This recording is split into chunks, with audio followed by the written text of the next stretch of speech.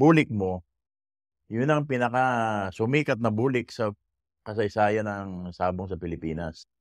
Yung bully ko talagang nanggaling kay Congressman Danilo Lagbas, isa lang yun. Oo, Tapos, binili namin magtata, oo.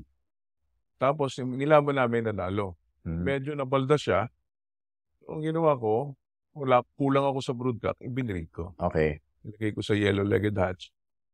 Tapos, that time, nung mga studs na sila, may stud derby noong panahon na yun kay Nene Aguilar, Mm, nilaban ko at walang natalo. okey. Tapos nagkataon na meron naman akong, bali 6 na babae yung tinira ko, binalik ko doon sa original Mm, na tatay, father-daughter mating. mm. Tapos merong isang babae nilagay ko sa Cheryl Penny Oo, na tandang. Sinuwerte na naman uli, next year, nagpanalo uli sila. okey.